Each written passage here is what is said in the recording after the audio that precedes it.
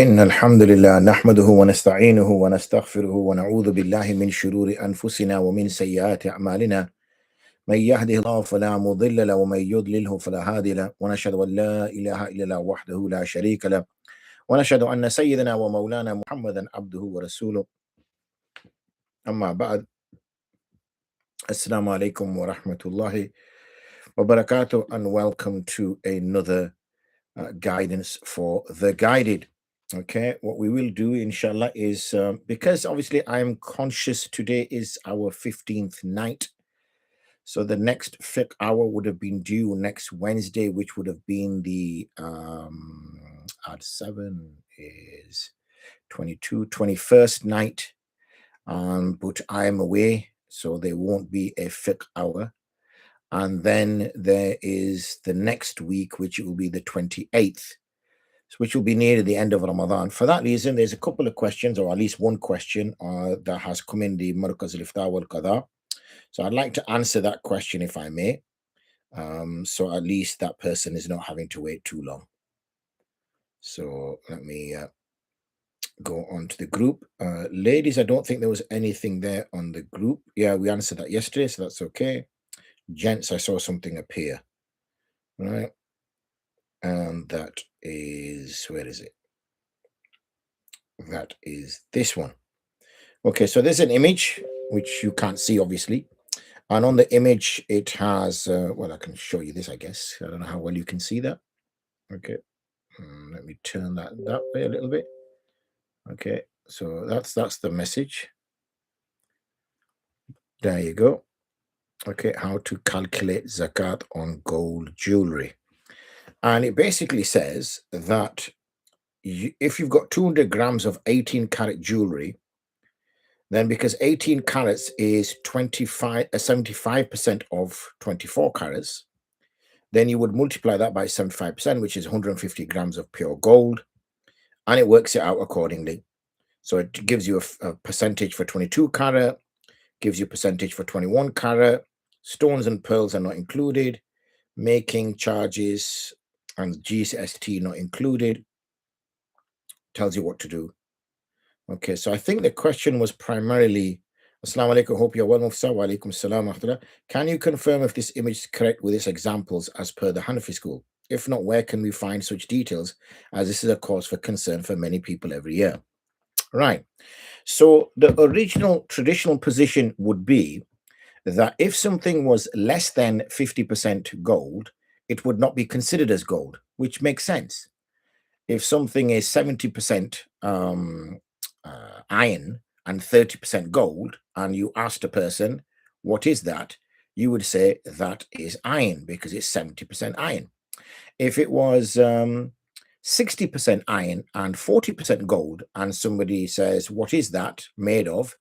You would still have to say it's made of iron because it's the majority metal. When it gets to 50-50, that's where the issue comes in.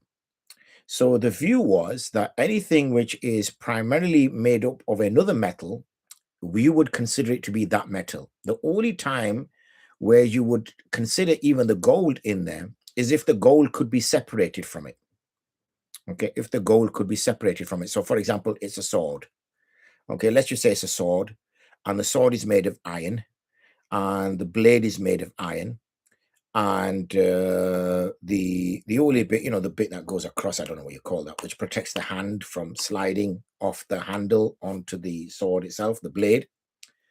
But the only bit which is made of gold is the handle. Okay, so if you weighed the sword, then it would be 60% or 70% iron and 30% gold.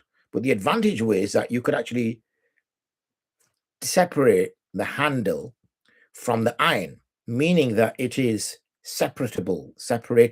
It could be separated, and it's solid gold. And because it's separated or can be separated and it's solid gold, then you would use and give zakat on that. So let's just go back to the traditional position was that if something was primarily another metal, then you would not give zakat on it, even if there was a significant amount of gold in the metal. Okay. Unless, of course, you could separate it. If you could separate it, then you would give zakat on the amount you could separate. However, as we've seen a development of technology, and also there are positions within the school which do say that if there is an item which has gold in it, and they go as low as 12 carat, I think, there has gold in it, and that gold can be separated, then you should give zakat on it, percentage-wise. Reason being is more so that we should adopt that position in the current contemporary world is because gold can easily be separated from other metals now. Going back 1,000 years, separating metals was not as easy as it seems. Okay, it was a little bit of a challenging process. The purification process for metals was not an absolute easy technology, even though yes, metals do have different boiling points, but you would still struggle to get absolutely pure gold if the metals were mixed. Present day and age, it's very easy to separate. So that's one thing. So there's a change in situation. Secondly, ihtiyatan, to err on the side of caution. So even if you've got, for example, earrings which are 18 carat, you've got earrings which are only 10 carat, then even in those circumstances, you can easily take that to the goldsmith, and the goldsmith is valuing the gold content in them. And what he might do is he might give you other earrings in exchange, or he might melt that down and then take the gold out and use that gold to make. So what I mean is the value of the item is considered as gold. Even if there's a small amount of gold, the value of the item is considered as gold. It is not considered as iron or brass or copper. So therefore, yes, that image which describes the based on the carat is, I feel, the best way forward for deducing it. I'm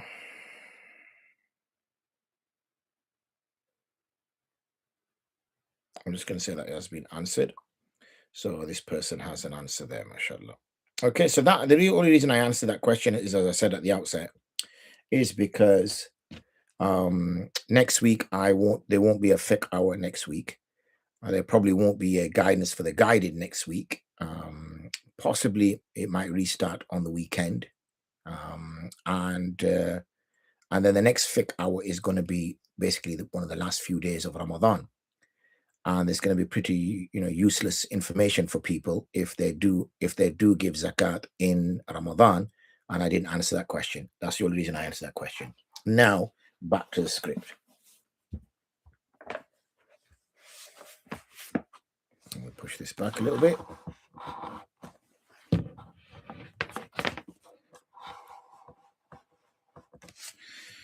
All right, where are those safety goggles? Here we are.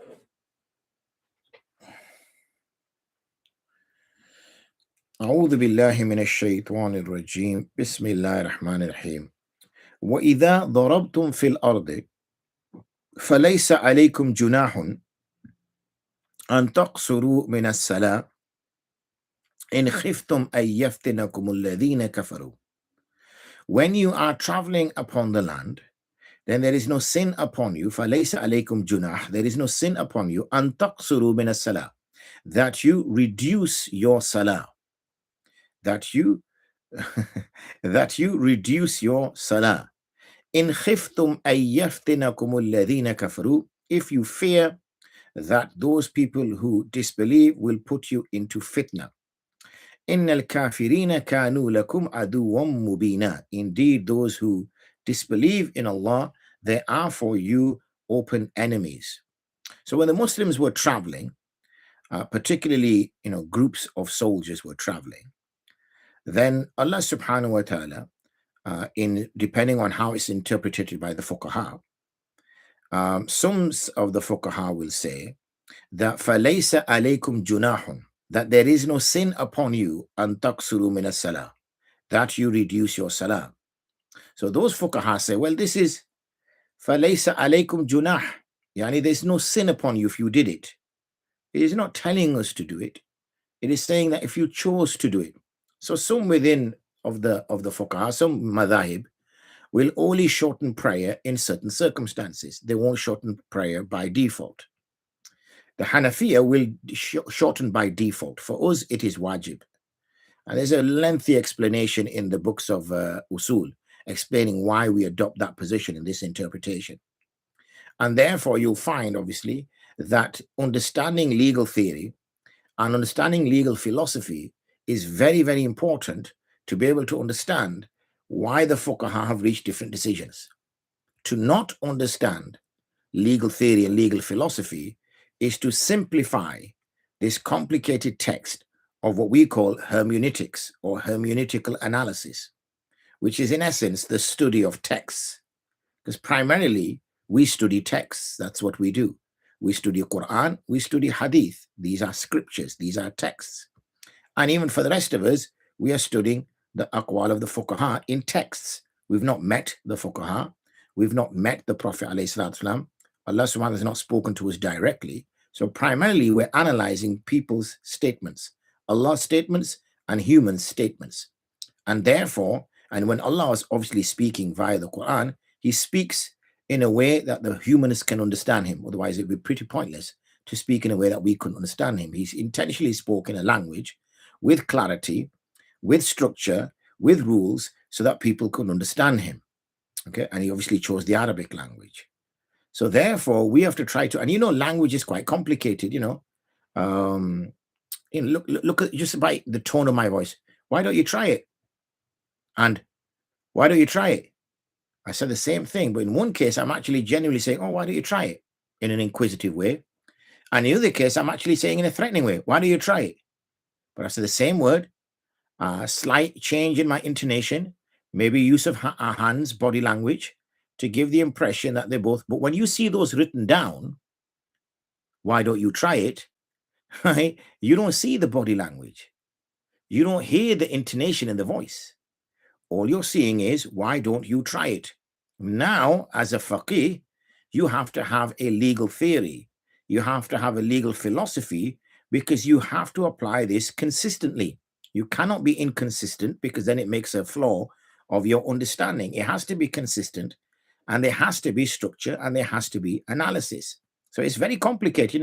I'm kind of really simplifying it by giving it in such a way that you can write it on the back of a bookmark. Okay, I'm doing it in a very simple way, but there's all that section in my library there is on books on usul, just on the Hanafi. Obviously, there are some there then on the Maliki and the Shafi, which I've come across here, but all that 2 shelves worth is just on usul of the Hanafiya, in understanding their legal philosophy, their legal theory. So this is what we call qasr salah. So qasr salah is, as I said, let's go back to the Hanafi position, is the shortening of salah. Now, what do we mean by shortening of salah? Well, we shorten the 4 rakat salah into 2 rakat. So Fajr stays as it is. Dhuhr fard is reduced to 2. Asr fard is reduced to 2. Maghrib is 3, so we can't touch it. Isha fard is reduced to 2. And Witr is 3, so we can't touch it. Now, the understanding of this is, and there's numerous views given, that this is actually not a reduction. That originally 2 rakats was made fard. 2 rakats was fard for Fajr, 2 rakats was for Dhuhr, 2 rakats for Asr, 2 rakats for Isha, and then the 2 salahs, the odd salah of the day was Maghrib, and the odd salah of the night was Witr. That was the original position. And once Islam and salah became consistent with the believers, and they became regular upon it, and they were consistent and they were confident, and it didn't seem burdensome anymore, then it was increased to 2 rakats, apart from Fajr. Fajr was kept at 2 because Fajr was challenging as it was. So Fajr was kept at 2. But Dhuhr was doubled, Asr was doubled, and Isha was doubled. Okay, that's another basis for it. When does Qasr Salah come in? When we cover a distance, and I can't remember the exact number of farsakh off the top of my head, but we then translate that into English miles.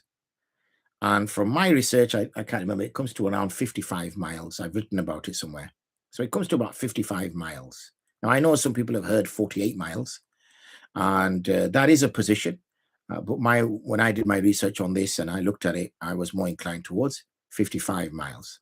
So therefore, a person who sets out with the intention of traveling, and he sets out, and when he reaches the outskirts of his city or district, if you're in a place like London, and he reaches the outskirts of it, then he is considered as a musafir, a traveler. And this is a legal ruling that he's become. It's a legal position.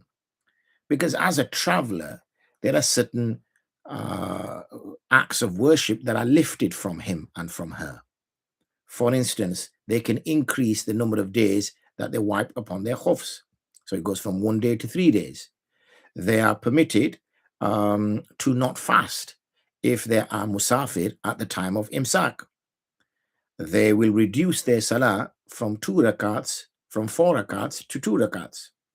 And also they may choose that if they are in a rush or they are praying salah in a uncomfortable place, that they can also abandon the sunnah muakkada and the sunnah ghair muakkada, and they just pray the fard and go. Right? So that this is a reduction that's given for the hukm of a musafir. And obviously the mujahideen, they were musafir. They didn't intend to live wherever they'd gone.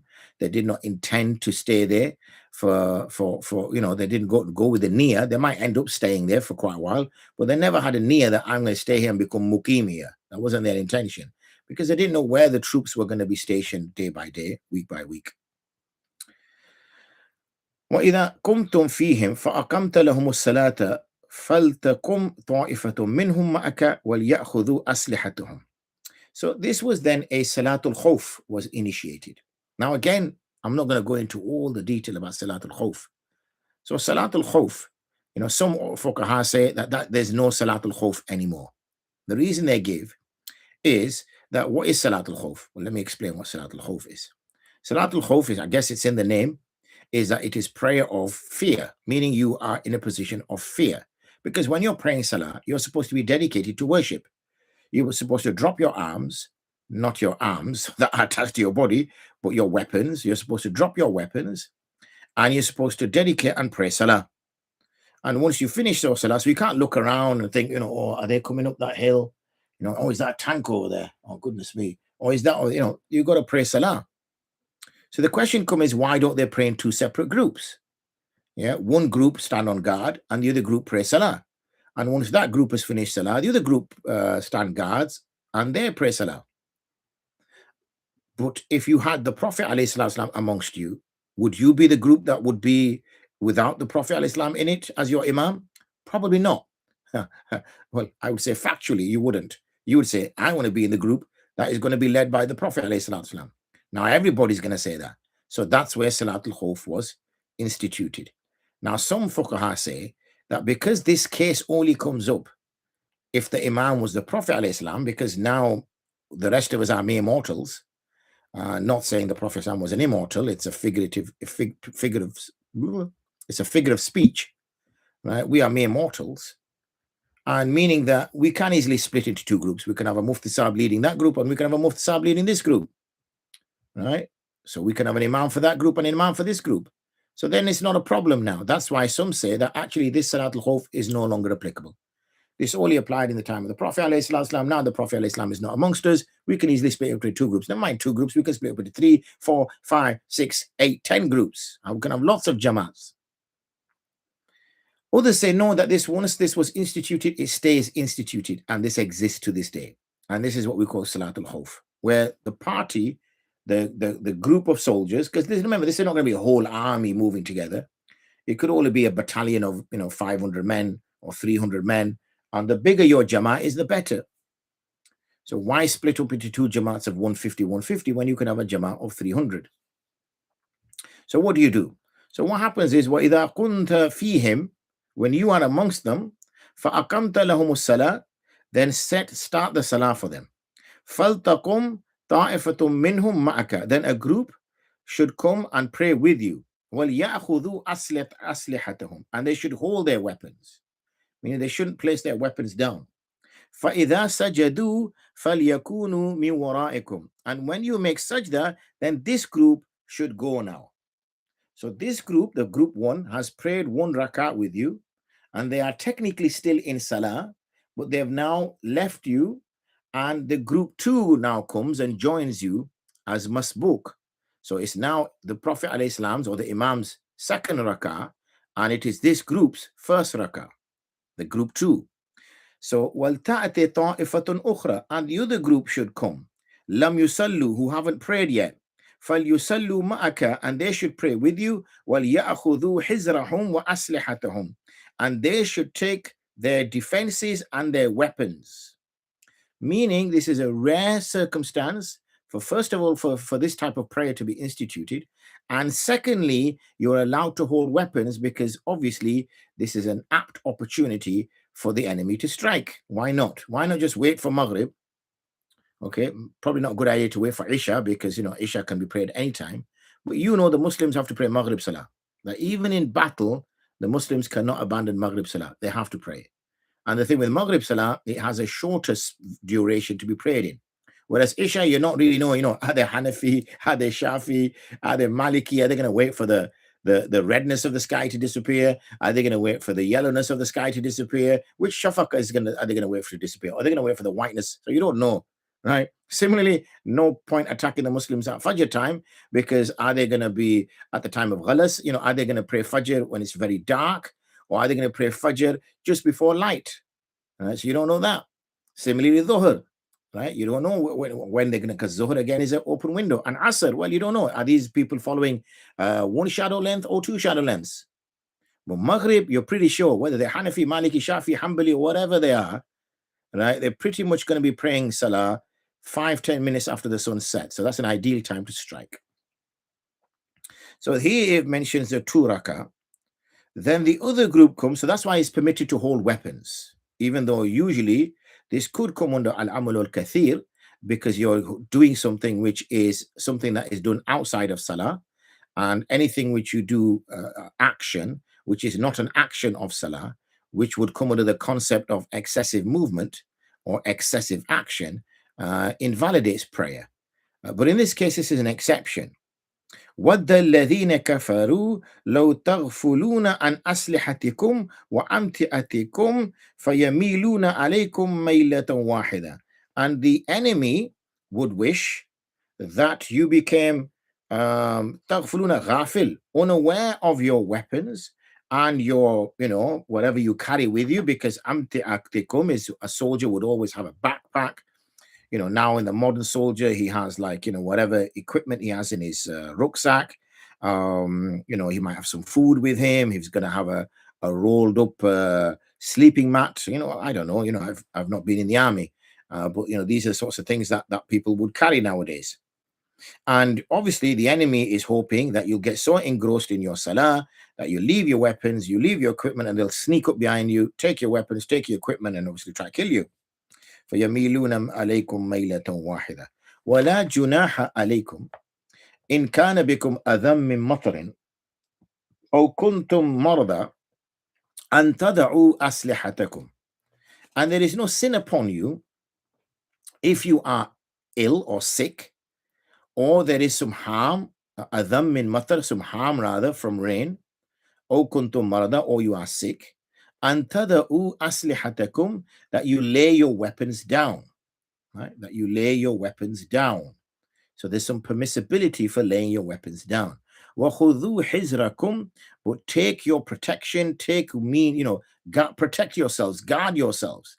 إِنَّ اللَّهَ عَدَّ لِلْكَافِرِينَ عَذَابًا مُهِينًا. Indeed, Allah is prepared for those who deny Him a very humiliating punishment. So again, you can see another rare insight into the Quran, where it's talking literally about the practicalities of offering salah at the time of war, at the time of battle. And this is not, where the enemy is like miles away from you and you're pretty safe. This is literally that, you're so close to each other that they can sneak up on you and steal your weapons and steal your rucksack and whatever you got on it. So they're literally, within eyes distance. They're quite close. And they're waiting for this opportunity. But did you notice that salah wasn't abandoned even in those circumstances? It wasn't said, just make qada of it. Muslims. And they're not going to war because they want to steal somebody's land, or they want to steal somebody's water or their gold or their oil or something. This is a religious war where these people where they're going aren't allowed to share the word of Allah, or the people who are living there are living under such subjugation that they're not allowed freedom of thought or freedom of worship, where they can worship whichever being they wish to worship. And therefore the Muslims are freeing these people so that they can at least worship who they want to worship. So at least there would be a listening ear. There's la ikraha, they can't compel them to accept Islam. They're not permitted to do so, to compel them. All they will need is a fair hearing so that it becomes a judgment against those people on Yawm al-Qiyamah. They can't say, where were the Muslims? Nobody came to tell us about you, Allah. Where were the Muslims? We were subjugated. We had to worship humans. We had to bow down to idols. If we didn't, we would be killed. But nobody came to free us from this bondage to humans, this slavery that we were under, this slavery of thought, this slavery in our beliefs. Where were your Muslims who claimed to be your Muslims to free us from this? So at least we had a choice.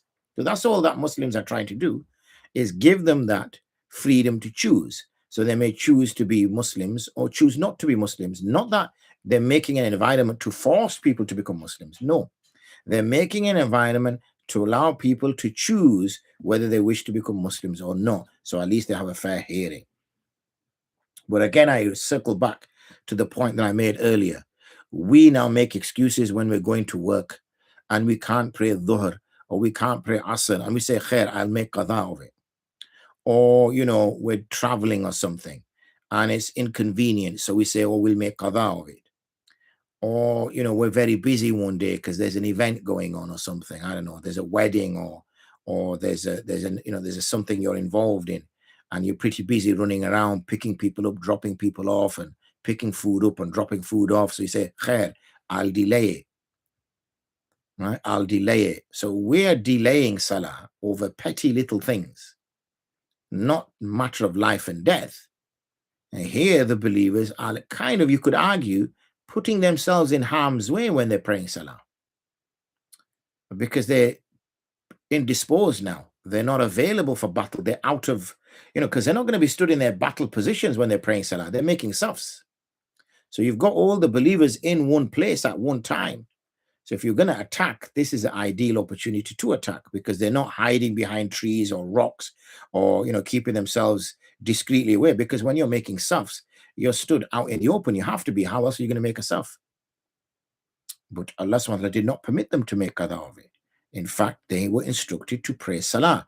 The only dispensation he gave them was to say, keep your arms with you, keep your wits about you, and look around. But also, to bring some ease, is to separate into two groups. One group start the first rakat, the first group goes and guards. Then when the imam is getting up for the second rakat, the first group goes and now guards, and the second group comes and prays the second rakat, but they're first. Then that group finishes the second rakat, and then that group returns and prays their second rakat after all. So both groups have done their 2 rakats. فَإِذَا قَضَيْتُمُ الصَّلَاةَ فَاذْكُرُوا اللَّهَ قِيَامًا وَقُعُودًا وَعَلَى جُنُوبِكُمْ. And when you have completed your salah, then remember Allah standing and sitting and upon your sides. That does not mean that you've completed your farad, now you don't need to think about Allah. It's done till the next salah. No, continuously remember Allah. But it's understandable now that you're going to be busy. Okay, you're going to be busy. You're going to be looking out for the enemy. You're going to be looking after your wounded. You're going to be, strategizing with the generals and the people in charge. Obviously, more modern. You're going to be communicating, calling in, air support, moving people around. You're going to be quite busy. You're in a throng of a battle. You're not really going to have much chance to sort of sit back and relax. But again, you're not, or the army has not been permitted to just forget Allah. Instead, they said, remember, or they are told by Allah, فَاذْكُرُوا قِيَامًا وَقُعُودًا وَعَلَى جُنُوبِكُمْ. Remember Allah standing and sitting and on your sides. Even then, don't forget Him. Standing because you're walking around or you're standing guard, do the dhikr of Allah on your tongue. Sitting when you're taking a rest, Okay. And also when you're lying on your sides, getting a quick nap, getting some rest. Okay. You know, it's not about just, forget about Allah subhanahu wa ta'ala and that's it, because you're going to need him. So what are we excused from if we're not excused from remembering him? We're excused from standing in salah. Okay. We're excused from praying nawafil. That's what we're excused from. Right? Because it's the normal practice of Muslims to be praying to Allah as regular and as often as they can. That's what we're excused from, because Allah subhanahu wa ta'ala immediately says, فَإِذَا مَعْنَنْتُمْ فَأَقِيمُوا الصَّلَاةَ.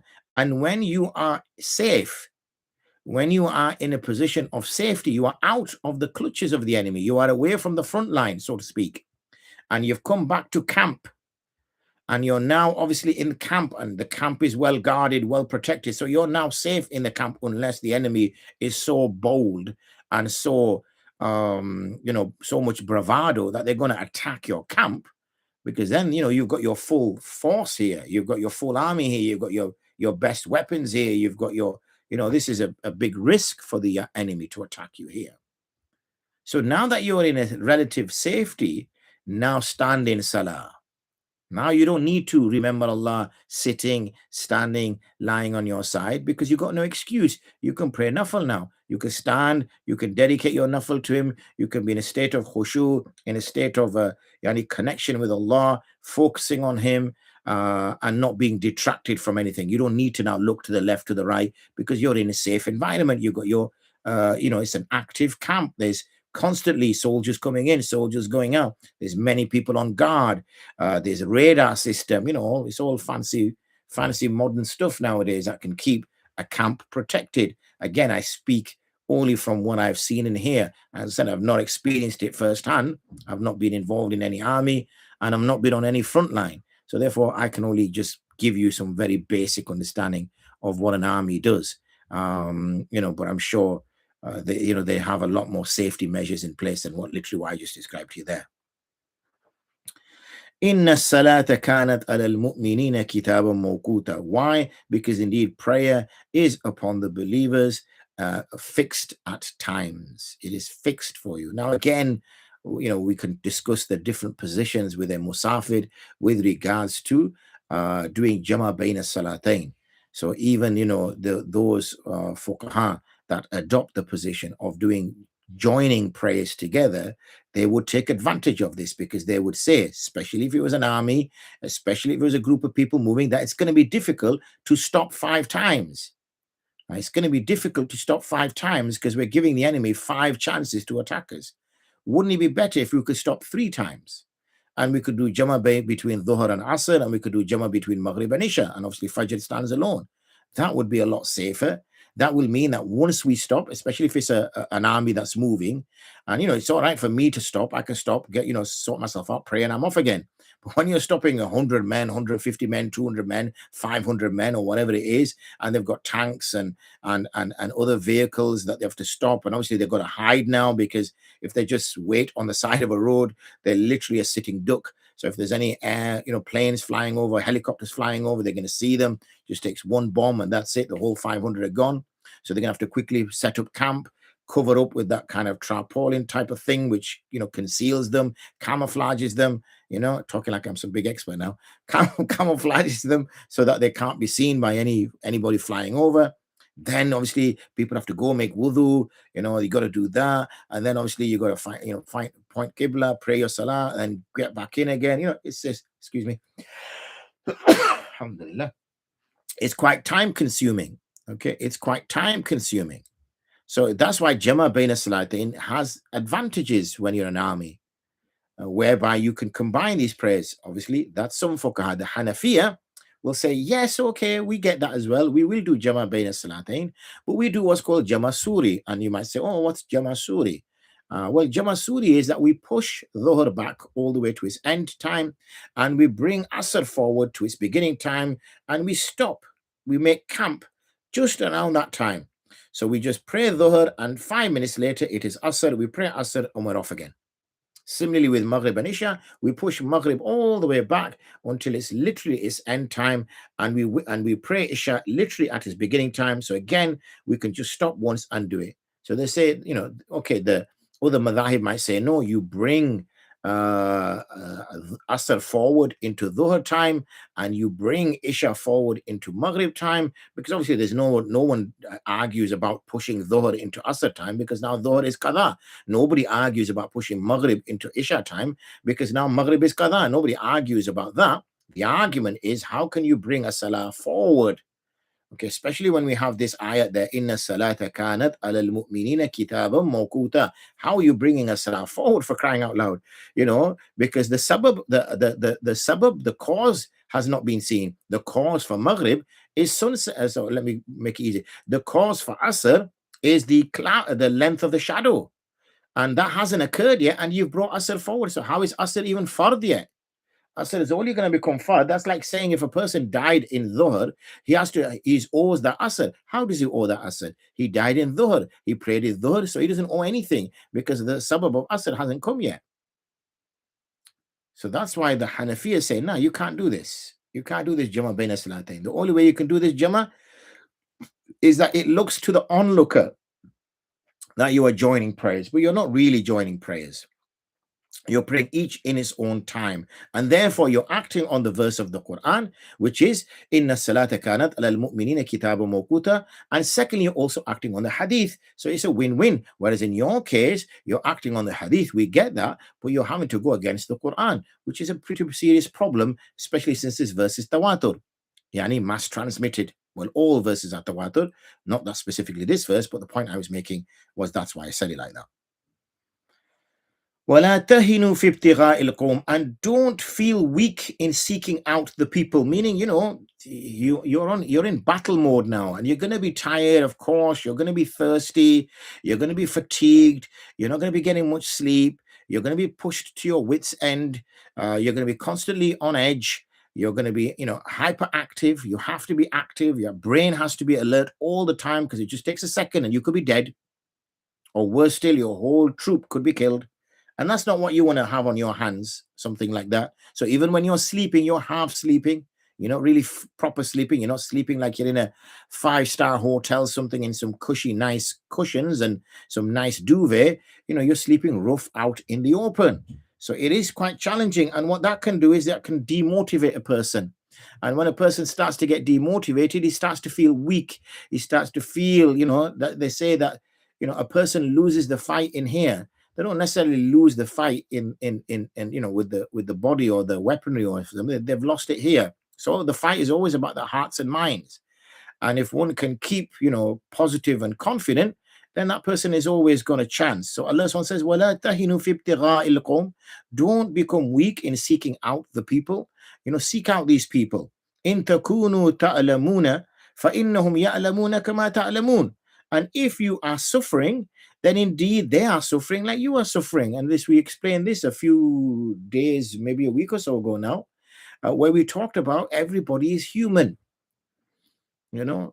Everybody's human. That's why you'll see when it comes to war propaganda, you'll see media outlets. We're seeing it now. Okay, mainstream media, we're seeing it now, particularly with the Iran and Israel war.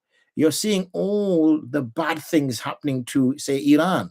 You're seeing it, being bombed, and the Kurds are going to rise up against the Iranian regime, and they're losing so many planes, and they're losing so many tanks, and all their military establishments being hit and whatever. And what does that do? It deflates the people who are positive for Iran. And it makes the people who are supporting Israel more confident, because they think, wow, we're knocking them out of touch. There's no reality to it. It's just words. It's propaganda. That's what propaganda is that you don't give a balanced view of something, and you only speak positively about one group, which is who you're supporting, and you speak negatively about the other group who you're not supporting. That is what propaganda is. Whereas supposedly in all these news outlets, whether it's the BBC, the Sky, CNN, whoever you want to call them, they are supposed to be media, which means they're impartial, and they discuss things in an impartial way. But when you're speaking positively about one group, especially the group you support, and negatively about the other group, then this is not impartiality, and this goes against reporting. This is actually now propaganda. And the purpose of propaganda is what it says on the tin, is to deflate and to make feel weak and to put despair and to put fear and to put loss into the minds of one group, and to give confidence and to give shabash and to give, bravo type of talk to the other group. That's what propaganda is, because it's a battle of the hearts and minds. The battle is lost not necessarily on the battlefield, it's lost here. And as soon as you think you've lost here, then you have lost. It's just literally a matter of time before you actually lose. So Allah SWT is saying, look, don't be too concerned about this. If you think you're suffering, you're losing men, good men, you yourself are injured, you've been struggling, you've been sharing a small quantity of food because you've lost contact with your general, the supply line has been cut. So you're counting the number of bullets you've got left, you're counting the number of weapons you got left, you're thinking, my goodness, we've probably got another 3-4 days, left of food and water. We've probably got another 5-6 days left of weaponry. We're pretty much up against it. So, if we get into a firefight, we're in trouble. Yeah, but the enemy is not made out of, stone. Your enemy is they're not robots. Your enemy is not some kind of, superhuman or X-Men or something. Your enemy is made of bones, flesh, and blood like you are. So if you are losing food and water, they are probably also losing food and water. Just they're not going to tell you about it. Okay, you don't get in I've used other examples of combat sports. You don't get into a combat sport with somebody say, you know what, excuse me, just watch out for this elbow because I've hurt my elbow earlier. So don't grab my elbow. You won't tell that to your opponent. Your opponent's going to say, sorry, which elbow? The one on the right arm? Yeah, the one on the right arm. No problem. He's going to go straight for your elbow on your right arm because he's going for your weakness. So in the same way, your enemy is not going to tell you, oh, guess what? We've not slept for 3 days. We've not got no food. We've been running on empty, whatever. They were bravado. We had this example in the time of Uhud, when in the time of Uhud, the Prophet ﷺ told his Sahaba that stand. They'd already, felt the crunch. The mushrikun was celebrating, high-fiving each other, saying, yeah, yeah, yeah. And then moved away from the battlefield. And at that time, word spread, why don't we go back and finish these Muslims once and for all? Let's just go back and finish these Muslims once and for all. But instead, what the Prophet ﷺ encouraged his companions was, let's get up and let's move on. The fight is not over. Let's move on towards them. And that actually frightened the mushrikun, because they thought, subhanAllah, there's more fight left in these chaps. There's more fight left in them. And as there's more fight left in them, let's take this win. Let's take the win. There's no point going any further, because what if we end up losing? So all it was a show of bravado, a show of strength, a show of conviction, and that was enough to dissuade the winning group of mushrikun to leave and go back to Mecca. So it's hearts and minds. وَتَرْجُونَ مِنَ اللَّهِ مَا لَا يَرْجُونَ, and you have hope in Allah which they do not have. So that's an advantage. So even though you may be similar in that whatever suffering you're going through, they're going through, so you're equal in that. If you're losing food, they're losing food. If you're losing men, they're losing men. If you're losing weapons, they're losing weapons. If you're losing this, they're losing that. If you're losing, artillery, they're losing artillery. If you're losing planes or whatever, they're losing planes or whatever. But the difference is, and this is the key difference, is you have hope in Allah. They have no hope in Allah. They're just relying on themselves. They're just relying on their own weapons. They're just relying on their bullets. They're just relying on their soldiers. They have no other reliance on a greater being. You have reliance on Allah. وَكَانَ اللَّهُ عَلِيمًا حَكِيمًا, and indeed Allah is all knowledgeable and all wise. إِنَّا أَنزَلْنَا إِلَيْكَ الْكِتَابَ بِالْحَقِّ لِتَحْكُمَ بَيْنَ النَّاسِ بِمَا أَرَاكَ اللَّهُ. Indeed, we have sent to you, revealed to you the book with truth, in order that you may judge between the people in that which Allah has shown you. وَلَا تَكُنْ لِخَائِنِينَ خَصِيمًا, and do not be like the kha'inina, those who are treacherous. Khasima, a treacherous person who argues. Khasim, a defender. Wastaghfirullah, and seek forgiveness from Allah. Inna Allah kana ghafura rahima. Indeed, Allah is oft forgiving and most merciful. وَلَا تُجَادِلْ عَنِ الَّذِينَ يَخْتَانُونَ أَنفُسَهُمْ, and do not dispute or argue with those who deceive themselves. يَخْتَانُونَ أَنفُسَهُمْ, they deceive themselves. Inna Allah la yuhibbu man kana khawanan athima. Indeed, Allah subhanahu wa ta'ala does not like those who are treacherous sinners. Okay, He does not like treachery and deception and people who are argumentative. These are bad traits. A person who's argumentative all the time, who's treacherous, these are not good things. يستخفون من الناس ولا يستخفون من الله وهو معهم إذ يبيتون ما لا يرضى من القول. They may hide it from the people, their treachery, their deception, their trying to, be smart, be sly, okay, be devious, underhandedness, this secretive type of methodologies they use. Lekin wala yastakhfuna min Allah. They cannot hide it from Allah. Wa huwa ma'ahum, and He is with them. Idh yubayyituna, when they were getting together at night. Okay, ma la yarda min al-qawl, that which did not please them from statements. Wa kana Allahu bima ya'maluna muhita, and Allah is regarding what they do, surrounding, meaning He's well aware of it. He's managing it basically. Ha antum haula'i jadaltum anhum fil hayati dunya, and these are those who argue with you in the life of this world. فَمَن يُجَادِلُ اللَّهَ عَنْهُمْ يَوْمَ الْقِيَامَةِ. So who is going to argue with Allah from them on Yawm al-Qiyamah? أَمَّن يَكُونَ عَلَيْهِمْ وَكِيلًا, who will be for them a wakil, a representative, somebody who is going to act on their behalf. وَمَن يَعْمَلْ سُوءًا أَوْ يَظْلِمْ نَفْسَهُ, that person who does evil or he oppresses himself, ثُمَّ يَسْتَغْفِرِ اللَّهَ يَجِدِ اللَّهَ غَفُورًا رَحِيمًا, and then he seeks where are we? Then he seeks forgiveness from Allah. He will find Allah as forgiving and merciful, meaning that even if you do all this evil, even if you do all this wrong, and you spend quite a considerable amount of your life doing this, but you have a moment and you turn to Allah and you seek forgiveness from Allah, then you will find Allah as being forgiving and merciful. وَمَن يَكْسِبْ إِثْمًا فَإِنَّمَا يَكْسِبُهُ عَلَى نَفْسِهِ, and that person who performs a sin or he acquires a sin, because it is Allah who creates all actions, irrespective of what they are, good or bad. He creates them, but the humans, they kasb, they acquire them. Okay, they choose them. That's where the accountability comes in. They choose them. So that person who chooses sin, فَإِنَّمَا يَكْسِبُهُ عَلَى نَفْسِهِ, then he has performed an act against himself. He may think that this is going to harm next man. He may think this is going to trouble this person. He may think this is going to cause a nuisance for this person. But in reality, he's done it to himself. وَكَانَ اللَّهُ عَلِيمًا حَكِيمًا, and Allah is all knowledgeable and all wise. وَمَن يَكْسِبْ خَطِيئَةً أَوْ إِثْمًا, and that person who acquires a bad deed or a sin, ثُمَّ يَرْمِ بِهِ, and then what he does, he casts this onto an innocent person, بَرِيئًا فَقَدْ احْتَمَلَ بُهْتَانًا, then indeed he has brought about a great slander, وَإِثْمًا مُبِينًا, and a clear sin. This is another treachery and dirty tactics that some people will have, where they will do the bad thing themselves and then they will blame somebody else. Oh, it was this guy who did it, or this person who did it, or that person who did it. Now, this is treacherous.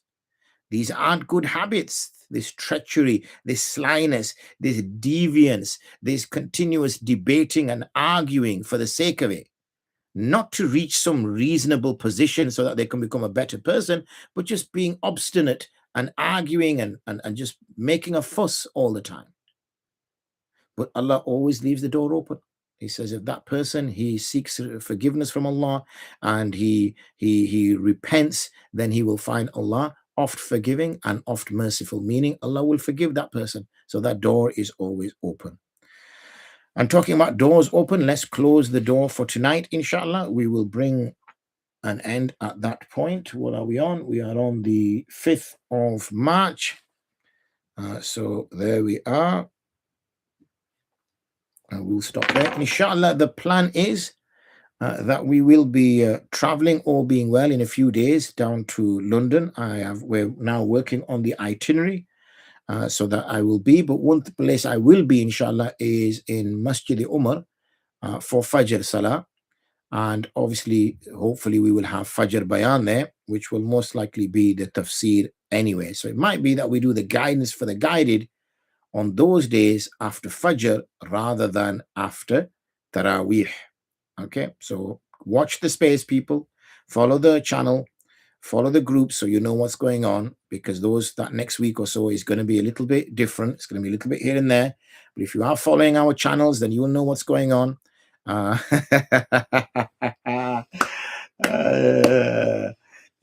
Maybe, Osman, maybe, because you know full well that there is already a few asrs gone. Something has been confirmed. I wonder what that's confirmed. Oh, that's been confirmed. Okay, because we've got okay, so far one asr. Well, there's Wednesday asr is not. Thursday asr is not. And Friday asr is a possibility. So far you got two, but it's early days yet, Usman. Early days yet. We're only on Thursday. There's Friday and Saturday, inshallah, and then Sunday. So more events might come, and then some of these asrs will disappear, inshallah. But for now, just keep it quiet, Usman. We don't need to tell Qāḍī Sahib yet. We'll let Qāḍī Sahib know on Monday when I get there, inshallah.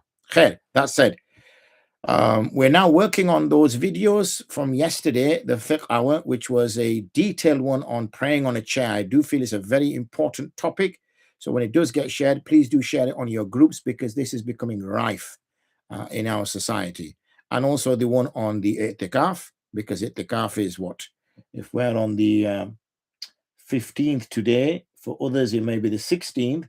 So we're about 4 or 5 days away from i'tikaf starting. So what are we on Thursday? So Friday, Saturday, Sunday, Monday. So for some people, I think i'tikaf starts Monday night, and for others Tuesday night. I always get this mixed up in my head. Happened to me so many times. Once it was like I think I was doing i'tikaf local here in Bradford, and it was like Asr time, or just before Asr time. Yeah, next Monday, Tuesday. And it only dawned on me I had to rush to get into the masjid in about 15 minutes because I thought it was the day after. But anyway, yes, so Monday evening or Monday Asr time, I think, is the time you need to get into the masjid if you are following Saudi sighting. But if you're going by local sighting or regional sighting, I believe it is Tuesday around Asr time you need to get into the masjid. Khair, that said, I won't be this year performing Sunnah I'tikaf, but those of you who are, please make dua. It's a very it's a very rare opportunity. I think we'll try to maybe talk a little bit about i'tikaf well, maybe I talk a little bit about it now. There's no point talking about it on Sunday. So let me talk a little bit about i'tikaf. I'tikaf is a very rare opportunity, people. Honestly, you don't know what you're missing. I'll tell you why it's a rare opportunity. Many people complain to me and say to me, "Oh, Mufti Sahib, life is difficult. You've got a life. I've got a life. I've got a wife. I've got kids. I've got, work. I just don't get no time for deen. I'm trying so much to make some time for deen, but it tends to be the last thing that I do, and it falls off at the end of the day. And sometimes I say, I'm just going to go on a weekend away on Jama, go on Friday night, come back on Sunday night. I plan it. It's all going well. And then something comes up. I don't do that. For once in the year, for 10 days, you can take your phone with you, don't get me wrong, but just switch your phone off whilst you're in the masjid over certain times and truly dedicate yourself to find yourself. Forget about finding Allah, find yourself, right? Find yourself. Who am I? What am I doing? How am I spending my time in this life? How long have I got left of this life? How long before I'm the guy whose picture is going around on the janazah announcement? How long before I'm the guy that's being rushed off to hospital because I've had a heart attack, or worse still, I'm being informed at a hospital that I've got some, disease that I'm never going to recover from? Is that the time you're going to make that change? Well, that's only a step away. That's only, a day away, a week away, a month away, a year away. You don't know when it's going to come. So don't wait for that. And for you to kind of get your head in the right space, that's why you need to go on i'tikaf. And when you do go for i'tikaf, go into a masjid which is busy and active. Unless, alhamdulillah, you are a solid guy. If you're a solid guy, you can go into any masjid. You can go into the jungle, right? And you can sit in a corner, mashallah, in i'tikaf, and you'll have the animals sitting around you because of your piety.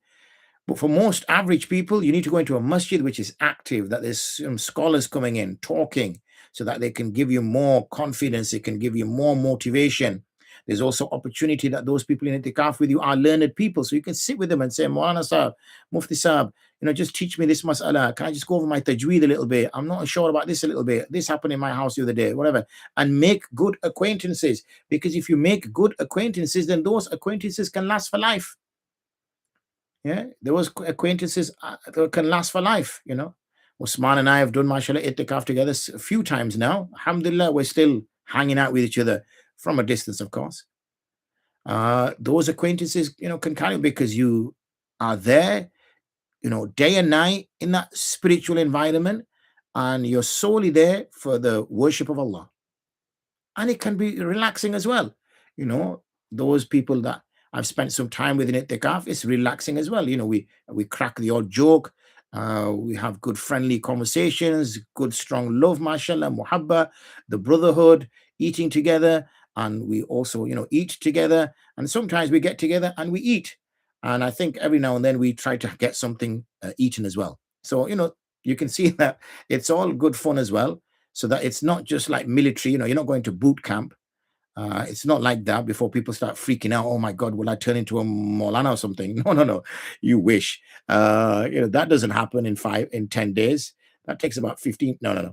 That's a long time it's going to take. But at least what you do is you find out who you are.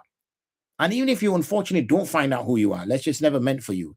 At least you drop some sins. Yeah, that you may have been carrying for the last year, or carrying for the last 2 years, or carrying for the last 5 years, or the last 10 years. Yeah. And maybe it gets your life in order. Maybe, you spend some time in there and life suddenly makes sense. And I was talking to, you can see I went to the hairdressers, barbers really. In Bradford, we don't go to hairdressers, we go to barbers. Nobody dresses their hair. I did a short back and sides and on top, alhamdulillah. I was talking to him, a young man, and he was mentioning a brother. And this brother had, challenging times. His first wife had passed away, if I can remember correctly. His first wife passed away. He then married again, and his second wife has kind of left him, abandoned him, and now unfortunately she's polluting the minds of his children against him. And he's in a dark place at the moment. He's in a dark place. He doesn't want to come out. He wants to stay at home. He doesn't want to see anybody. He feels he's a failure. He feels there's nothing to look forward to in life. He's in a bad way. He's in a bad way. Obviously, I gave some nasiha to the young man that was removing my hair about what he should do. But if you're in that place, it's taken something to get you there. But it's got to take something to get you out of there. And sometimes itikaf is the answer.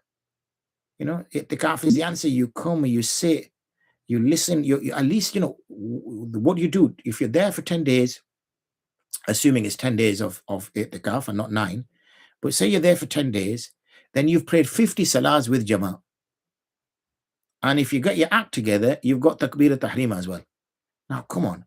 How can praying 50 salahs with Jama'ah and catching takbir al-tahrim not be a bad thing, not be a good thing? Was that too many negatives? You know what I mean? How can that be a bad thing? Let's just be simple.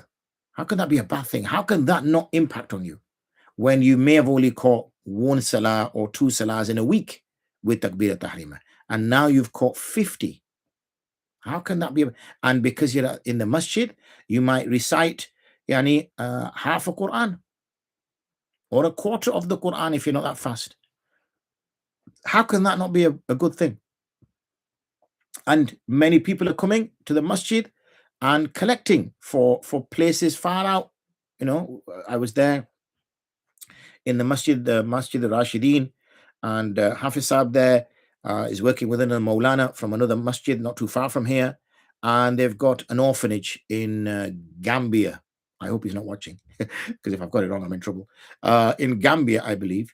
And they were raising funds, and they've got like 450 students or something that are orphans or something like that, and they fund for everything. So you find out about that. You don't find out about that sat at home. You don't find out about it on WhatsApp. You sat there, you hear it. It's quite a moving story. You think, subhanAllah, I want to play a part in that. You drop a $5. You drop a $10. You don't even have to drop anything nowadays. You just get your card and the Kangali bank account for you. And that £5, £10, might go towards something which on Yawm al-Qiyamah, you're thinking, oh my God, I'm in trouble. And then you see this huge pile of reward and you think, whoa, whose is that? And the angels say, this is for you, mate. Come on, collect it. And you say, well, wait a minute, I don't remember memorizing the Quran. I just about memorized Surah Ikhlas. I don't remember leading people in Salah. I don't remember doing all of this. And the angels will say to you, no, you're right. You didn't do any of this. Relax, right? But you paid for a student, if you remember, back in 2026, when you went for once that time, you went for itikaf and you sat there and these people came and you went and you paid for one student for the 1 year fees, if you remember, right? That student became a hafiz, he became an imam, and he was only 18 years old when he became an imam, and he stayed as an imam till he was 68 before he passed away. So for 50 years, he was an imam and he led countless number of salahs for countless number of people, and that's the ajr there that you're going to now collect. That opportunity wouldn't have come to you if you were at home, but it came to you because you were in itikaf. So the opportunities are great. Very great. And I said, people will come, alhamdulillah, if you've got scholars, maybe doing something after Asr, maybe something else, you grow those connections. So do really think about it. You do not need to be pious to go in itikaf. This is a beokufi, right? If you're already pious, then you wouldn't need to go itikaf. Itikaf is the place for sinners. It's not the place for angels. The angels are already angels. It's for us, people who are trying to become better people to go there. It's for us. It's for our benefit. It strengthens our iman. It gives us another year that we think, you know what, that wasn't too bad. Alhamdulillah, I'm quite happy. I'm going to enjoy this meal. Or as Usman will say, I'm going to enjoy this time in this gulab jamun paradise. And, you can enjoy it there. Then you can then think, that Eid al-Fitr is worth it.